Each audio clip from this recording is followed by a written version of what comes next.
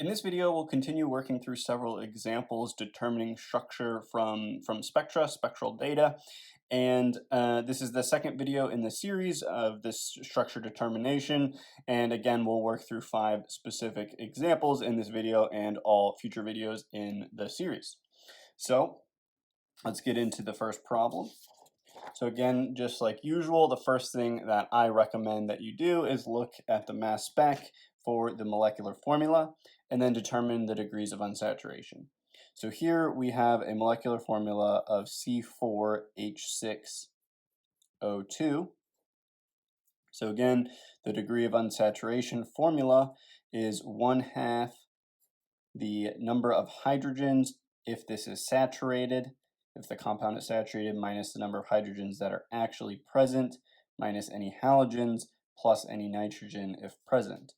And then recall the number of hydrogens in a saturated compound is always 2 times the number of carbons plus 2. So in this case, HSAT would be 2 times 4, which is 8, plus 2 is 10. So our DOU then is 1/2 of 10 minus 6. There's no halogens, there's no nitrogens in our molecular formula. So 10 minus 6 is 4, divided by 2 is 2. So there's 2 degrees of unsaturation. So this tells us the number of rings or pi bonds that are present. And just so you know, there could be 1 ring and 1 pi bond as well. You either have 2 rings, 2 pi bonds, or 1 of each in this case with the degree of unsaturation of 2. So then we need to move to the IR to see if we can get any functional group information. And what we see is a peak at 1716, which is indicative of a carbonyl. We see some noise at like 1200, or shouldn't really call it noise, but we see a signal that's rather noisy. There's quite a bit of overlapping signals here. This is probably due to the sigma bond stretching of the carbonyl,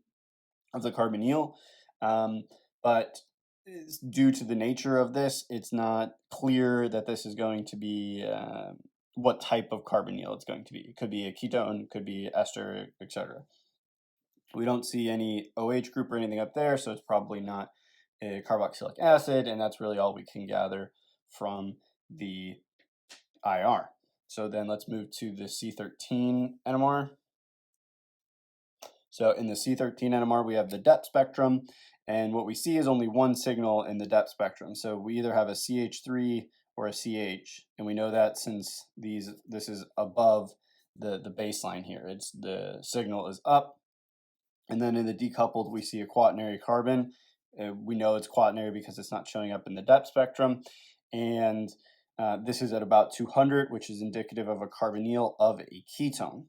So now with the IR and the C-13, we can safely say that this is most likely a ketone. And since we have 2 degrees of unsaturation, it's either a cyclic ketone or it has a diketone. So it's impossible to have 2 rings, because then you wouldn't have the carbonyl, and then we see that in the IR. So that rules out that option. So now let's go to the proton NMR to see if we can put this together. So the proton NMR only reveals 1 peak, and that peak is for all 6 hydrogens.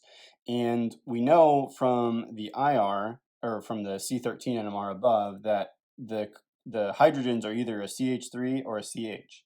So now if we recall our molecular formula, it's C4H6O2.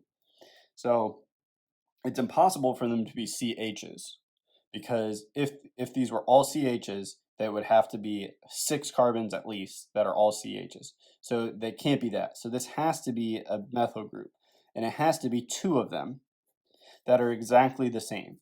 So what we can also ascertain from the C-13 and the proton NMR is that this is a highly symmetric molecule.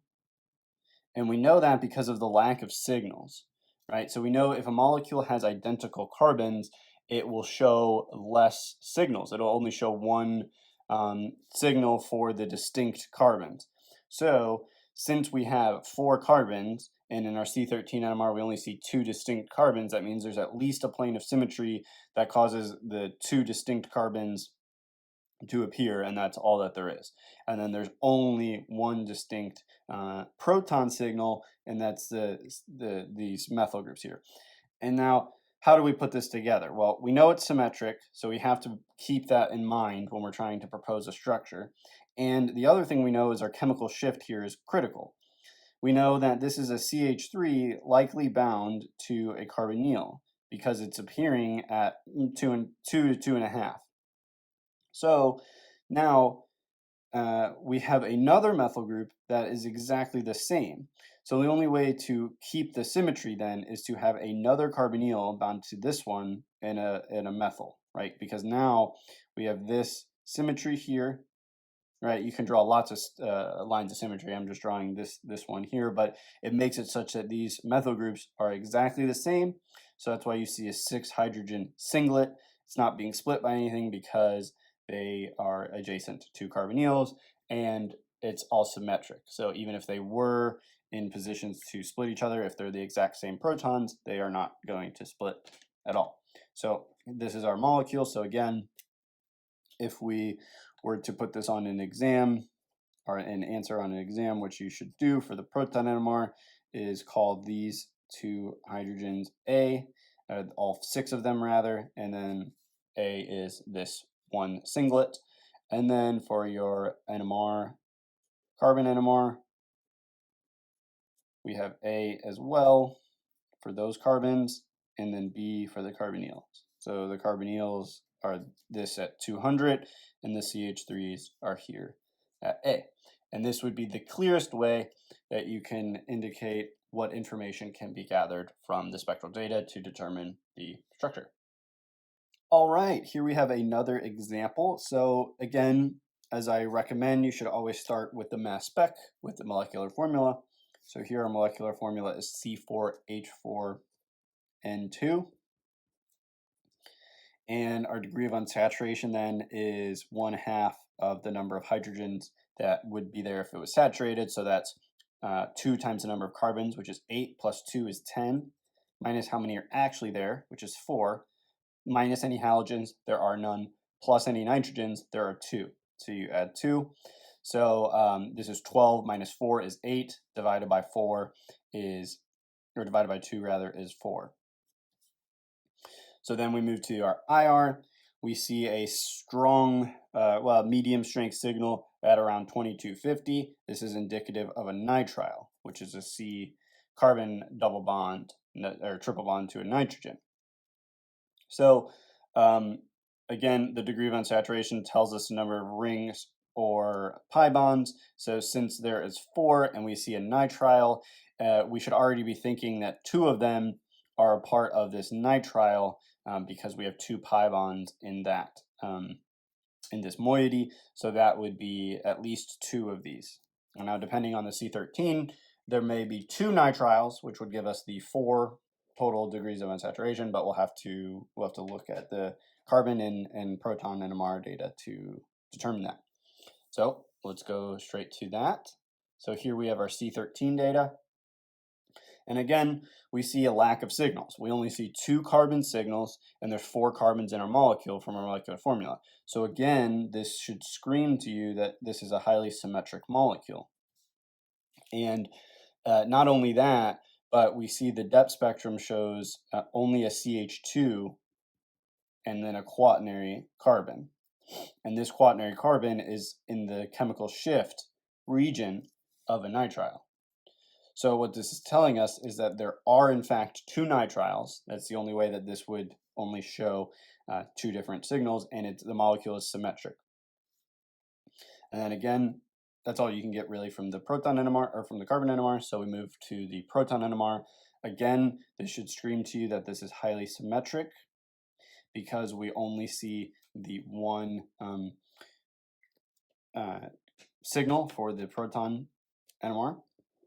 And we know that these are CH2s from the carbon NMR. They have to be CH2s. And they're appearing at about 3, which is indicative of a CH2 that's bound to the carbon of a nitrile, right? So this then is one of these groups, or one of these 2 hydrogens is part of this 4. So the only way to keep this symmetric and have them all be identical is to then put 2 of those moieties together bound to the same carbon. Now you may wonder why, if this is the structure, why are these not splitting each other into a triplet? And again, the symmetry makes it that they're the exact same type of hydrogen. They're chemically identical. And recall that chemically identical hydrogens do not split each other. So that's why here we do not see any splitting. They're just a singlet, because it's as if those hydrogens are on the same carbon because they're chemically identical, so they're not splitting anything due to this symmetry, this plane of symmetry. So that is in fact the molecule. So again, to show how you should put this on an exam to get the most points, you should redraw the structure, indicate what your hydrogens are. They're only these 2, which are chemically the same and appear at the same signal. So like this. And then again, do the same for the C-13 NMR. So again, keep this consistent, call these A, and then the quaternary carbons B. So A and B.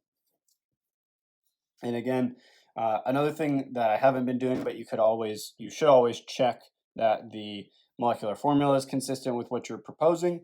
We have 4 carbons, there's 4 hydrogens and 2 nitrogens, so this is consistent with C4H4N2. All right, here we have another example. So again, I recommend that you always start with the molecular formula from the mass spec. In this case, it's C8H18.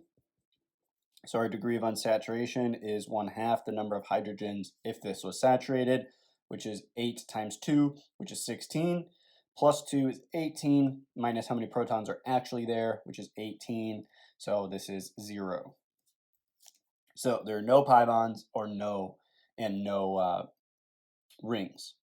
And if we look at the IR, all we see is CH stretching of sp3 hydrogens, carbon hydrogens.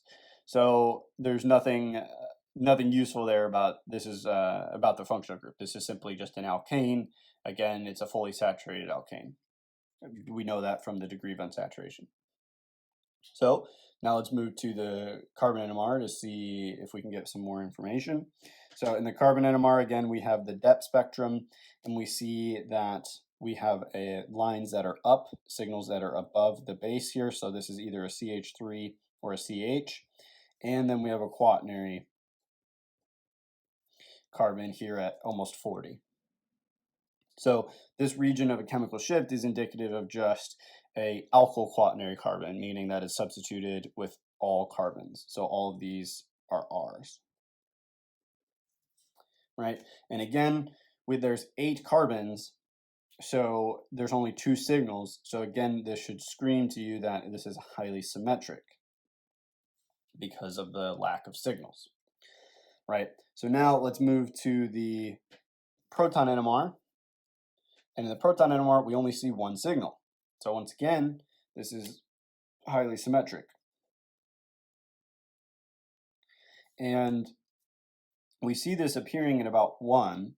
So we know the most likely candidate to appear at 1 for an alkyl group is a CH3, a methyl that's bound to null electron withdrawing group. So just another carbon.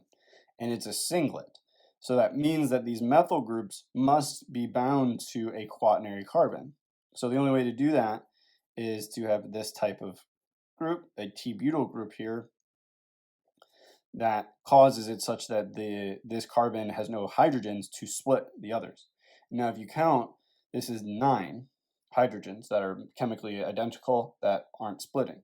So that's exactly half of what we have in the molecule. So what that suggests to me is that there's likely 2 T-butyl groups bound together via the quaternary carbon.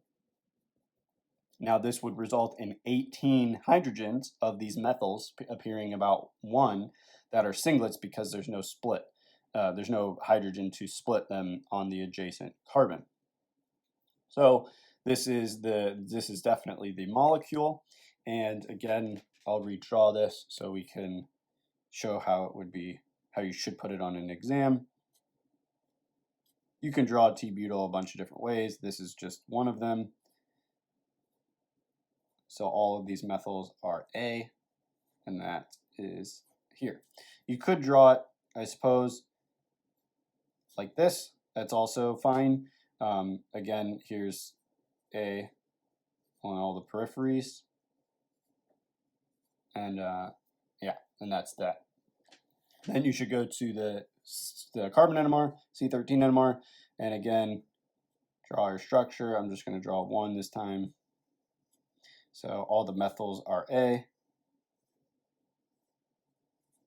and the quaternary centers are B. So that's here, and then A is there. Right, and this is, again, the clearest way to show that you have interpreted this information, and this is why you're proposing the structure that you are.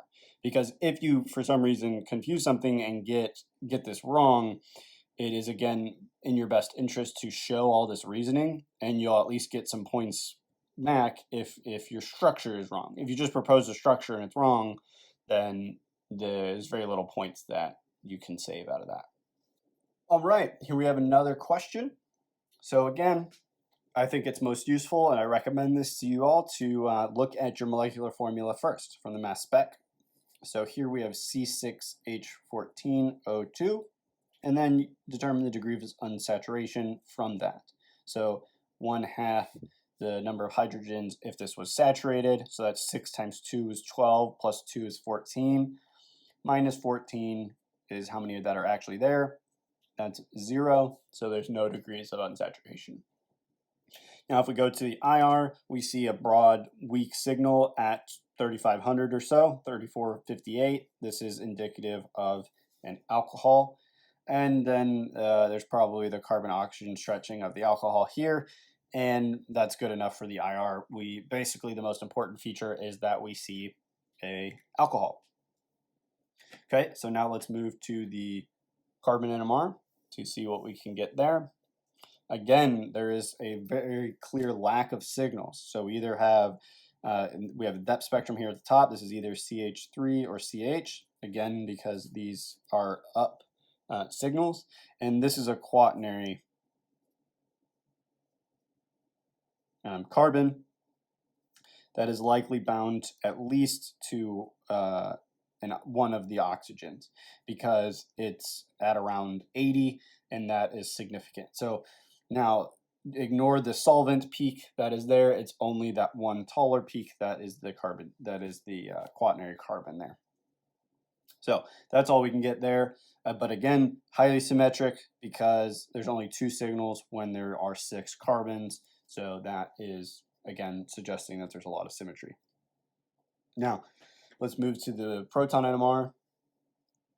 So here I'll use this example as the example that I'll do in each series to show you how you can actually determine the integration values using a ruler. So first we have to measure the distance from the 2 lines here. So from this position to this top position here. And to me, it's a little bit hard to tell, and again, it's always a bit of an estimate, but I would call this 3 centimeters. Okay, for the measurement of that line between the 2 blue marks. And then I'll do the same thing with this other line for the other signal, and it's about half. Again, it's somewhat of your best guess of these measurements. Okay. So now we have to add these up to get the total distance. So that's 3.5 centimeters is representative of all the hydrogens, which is 14.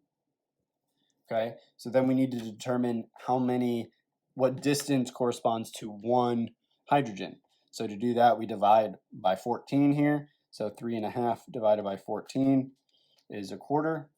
0.25 centimeters equals 1 hydrogen. Okay, so then this signal is 3 centimeters. We divide that by 0.25 centimeters. That gives us 12 hydrogens at this signal. and then we have a half, and again, this has to be 2. All right, if we divide that by 0.25, it will be 2. So that is how you do that. So now we know that this is 12 hydrogens and this is 2 hydrogens. So now the other information we know from the proton NMR is that this exchanges with deuterium, with heavy water, with D2O. So this is an alcohol peak, and there's 2 hydrogens. So it's probably 2 that are the same, 2 identical OHs. Again, highly symmetric. And then here, this is suggestive of a CH3, again, that's bound to a carbon that has no other hydrogens because it's a singlet. So this is likely something like this. And then since there's only 12, there's 2 groups here that are identical like this, where there's something else bound to that carbon. And that something else has to be the OH. Right? And then this is your connection to the other group. So let me redraw this over here since I kind of ran out of room there a little bit. But we know that we have a CH3 bound to a quaternary carbon. And we know from both the C-13 data that the carbon bears an OH, this quaternary carbon bears an OH. And we also know from the simple fact that there's only 12 hydrogens here and it's highly symmetric. So there has to be another substitution that is not causing a splitting pattern. So we have that. And then there's 2 of these bound to each other to create all this symmetry that we see. So we have a second moiety that is identical like this, and that gives us the structure from this spectral data. So again, I'll draw this like you should on an exam. Doesn't really matter where you put the OHs or the methyls. As long as they're on the right carbons, and that part matters. But otherwise, if I interconverted these differently, it makes no difference because this is achiral. So let's call these the alcohol hydrogens A. So that is this peak, and then the methyls are B, which is this peak. So again, keep in mind that there's no splitting here from the CH3s to each other because there's no hydrogens adjacent there, and then these alcohols are exchanging, and that's why we get this clear final structure because of the exchangeable nature of these protons. And then lastly, our C-13 data.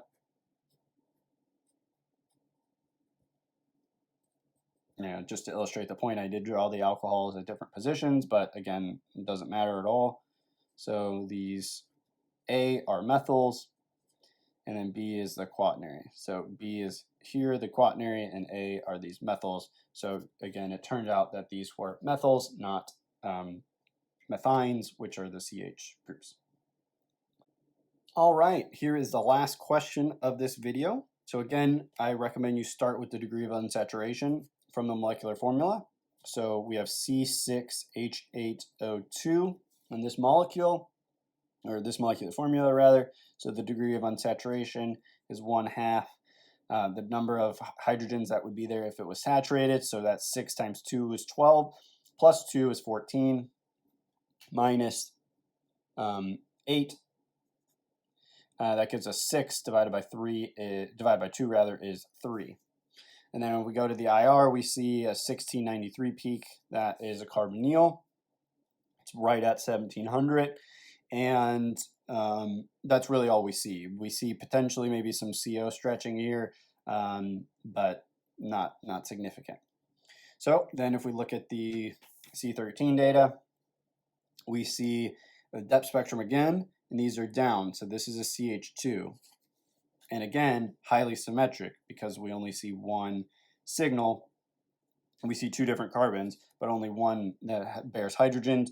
And this is a quaternary carbon, which is a ketone of or a carbonyl rather, of a ketone. We know that because it's appearing above 200, right at or above 200.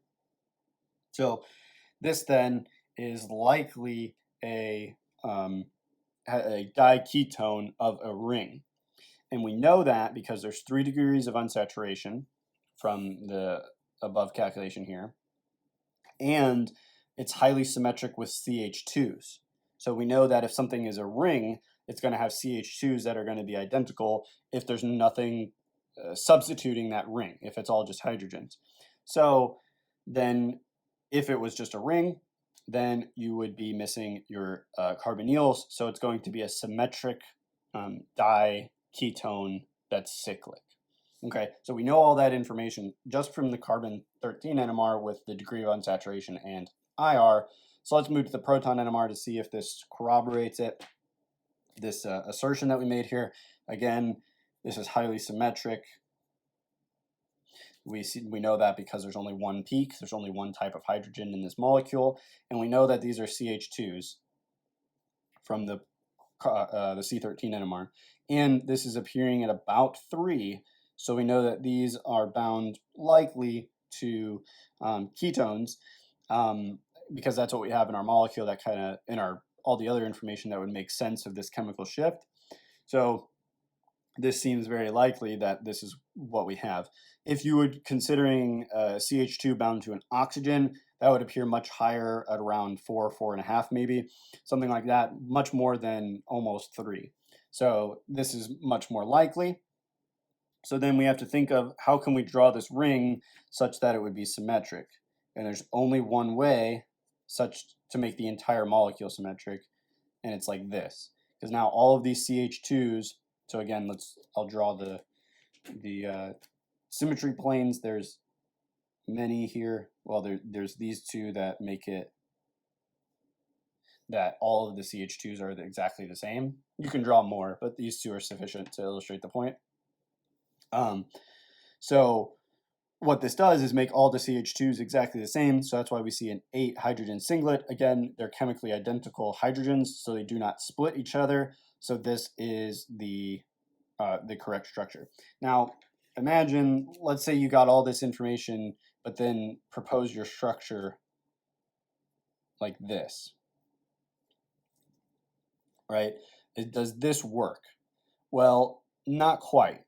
And the reason it doesn't work is because there's only this plane of symmetry. So that would make this CH2 the same as this one, but this one would be different from that one. So that would be shown in the C-13 NMR and the proton NMR. So it can't be this. And then a similar argument can be made against this substitution, because here you would have this hydrogen would be different from all the other ones. This would be the same as this one, and this would be different. So it can't be that as well, because you would see 3 signals in the proton NMR and 4 signals in the carbon NMR. That's not what we see here, so you can throw those ones out. So the only correct answer is what was initially proposed, which is this one. And again, I'll illustrate what you should draw on an exam to get maximum points here. You draw the molecule, and then all of these CH2s are identical, so you label them all the same thing, A, like I have done, and then put that with the peak that corresponds to it, and then do the same thing for the carbon NMR. Again, all these CH2s are the same, and then the carbonyls are the same. So the carbonyls are B all the way up there, and then the CH2s are here at like 40. All right, that is all I have for this video. I hope you found it useful. If you did, please leave a like and subscribe to the channel for more content like this. If you have a topic suggestion or any questions, feel free to leave them down in the comment section below. I look forward to reading them and helping you out as best I can. So I hope you have a good day, and I'll see you in the next video.